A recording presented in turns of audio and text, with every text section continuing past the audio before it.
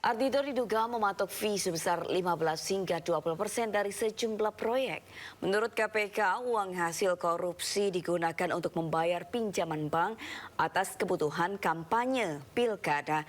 Dalam OTT ini, KPK juga menyita uang tunai 193 juta rupiah dan 850 gram logam mulia. KPK juga menetapkan 4 tersangka lain yang berasal dari anggota DPD dan Direktur PT LKK Mandiri.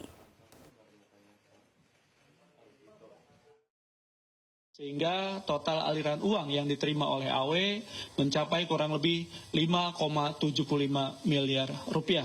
Yang diantaranya diduga digunakan untuk A. Dana operasional Bupati sebesar 500 juta rupiah. Dan B, untuk pelunasan pinjaman bank yang digunakan untuk kebutuhan kampanye di tahun 2024 sebesar 5,25 miliar rupiah. Sementara itu pemirsa, saat digiring ke mobil tahanan Bupati Lampung Tengah, Ardhito Wijaya sempatnya menggoda jurnalis wanita. Ardhito menyebut jurnalis yang bertanya, "Kamu cantik hari ini." Ngomong dulu dikit Pak, baru maju lewat. Ngomong dulu.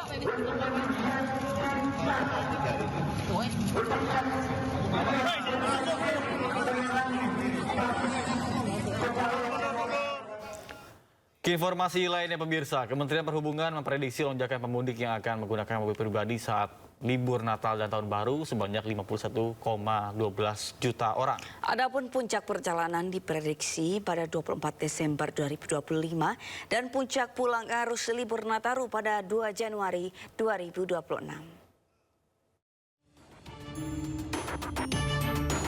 Kementerian Perhubungan memprediksi lonjakan pemudik yang akan menggunakan mobil pribadi pada saat libur Natal dan Tahun Baru sebanyak 51,12 juta orang. Menteri Perhubungan Dudi Purwagandi mengatakan ada 10 ruas tol dengan potensi kepadatan tertinggi pada saat libur Nataru, terutama di kawasan Bandung, Cikampek, dan Bogor. Dudi mengungkapkan lonjakan masyarakat yang bepergian pada saat libur Nataru perlu diantisipasi agar tidak terjadi kemacetan panjang. Pemerintah juga akan memastikan ketersediaan tempat peristirahatan yang cukup bagi pemudik. Nah, di Jawa nanti juga curah hujan, kalau saya disampaikan tadi cukup tinggi, jadi kita juga harus memperhatikan wilayah-wilayah yang kemungkinan akan terjadi curah hujan yang cukup tinggi, dan kita akan mengingatkan kepada para pengguna sarana transportasi, seluruh sarana transportasi, baik darat, laut, dan udara, begitu juga kepada operator untuk selalu memperhatikan kondisi cuaca.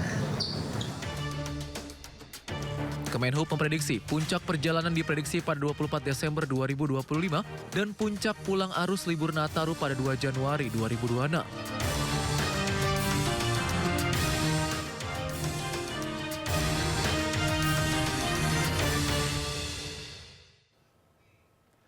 Pemirsa, Kementerian Pekerjaan Umum mengungkapkan bahwa terdapat 5 ruas jalan tol yang siap difungsionalkan pada Natal dan Tahun Baru untuk antisipasi lonjakan pergerakan masyarakat pada akhir tahun.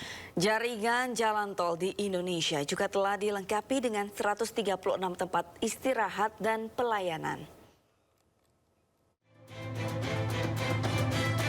Kementerian Pekerjaan Umum mengungkapkan terdapat 5 ruas jalan tol yang siap difungsionalkan pada Natal 2025 dan Tahun Baru 2026.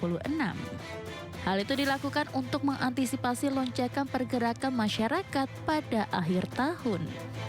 Wakil Menteri Pekerjaan Umum Diana Kusumastuti menyebutkan 5 ruas jalan tol yang akan difungsionalkan, yaitu Jalan Tol Sigli Banda Aceh Seksi 1, Jalan Tol Kuala Tanjung Tebing Tinggi Parapat Seksi 4, Jalan Tol Palembang Betung Seksi 2, Jalan Tol Probolinggo Banyuwangi Seksi 1 dan Seksi 2, Jalan Tol IKN dan Jembatan Pulau Balang.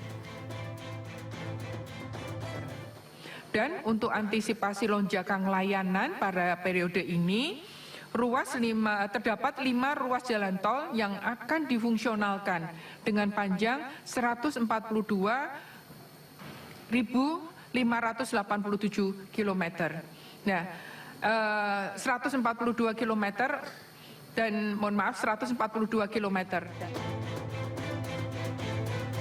Diana menambahkan jaringan jalan tol di Indonesia juga telah dilengkapi dengan 136 tempat istirahat dan pelayanan, serta 189 stasiun pengisian kendaraan listrik umum untuk kenyamanan pengendara. Pemirsa, optimalisasi pengamanan Nataru, Kakor Lantas Polri mengecek kesiapan jalur Bogor Puncak Cianjur dalam rangka pengamanan lalu lintas pada libur Nataru. Bersama dengan PLT Dirut Jasa Raharja, Dirlantas Polda Jawa Barat, Kakor Lantas mengecek kesiapan jalur Bogor Puncak Cianjur dalam rangka pengamanan lalu lintas pada libur Natal 2025 dan Tahun Baru 2026.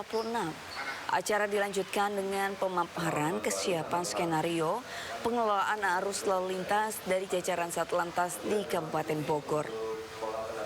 Dalam arahannya, Kakor Lantas Polri, Irjen Pol Agus Suryo Nugroho menegaskan seluruh jajaran kepolisian bersama para pemangku kepentingan telah siap mengantisipasi lonjakan arus lalu lintas pada libur Natal dan Tahun Baru 2024-2025. Selanjutnya, evaluasi terhadap rekayasa lalu lintas seperti kontraflow dan one way tahun lalu juga menjadi pertimbangan. Pada prinsipnya rekan-rekan bahwa Mabes Polri dan Korlantas Polri sudah siap, sudah optimal untuk mempersiapkan operasi Natal di Tahun Baru. Jadi ada 4 klaster yang harus kita kelola. Yang pertama adalah jalan tol. Jalan tol, jalan arteri, baik itu jalan provinsi, jalan kabupaten, jalan alternatif, semuanya dikelola. Pemirsa, aksi protes terjadi di Oslo usai pemimpin oposisi Venezuela menerima hadiah Nobel Perdamaian. Massa menilai penghargaan tersebut sebagai propaganda Barat.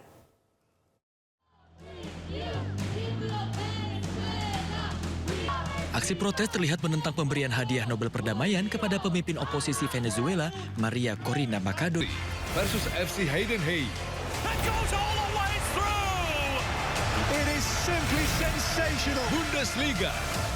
Live di Sindo News TV. Sumber berita aktual tersaji lengkap di sini. Desa polisi meringkus 7 pelak Presiden Prabowo Subianto berencana pagi ini kondisi arus lalu lintas terpantau dalam keadaan ramai dan lancar, begitupun untuk Sindo Today.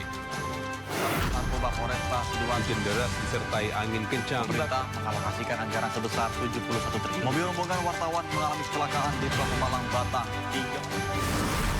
Sindosia. Korban meninggal dunia dalam timnas Indonesia masih berpeluang lolos ke Piala Dunia. 100 orang terluka dalam serangan udara Israel. Ibu kota Nusantara IKN merupakan langkah strategis. Sindo Sore. Kobaran api besar meluluh lantai. Banjir setinggi 75 cm mulai masuk secara bertahap. HT berjabat tangan dan berbincang akrab dengan Trump, Presiden ke-45 Amerika Serikat. Sindo Malam. Sindo News TV, Beyond Headline.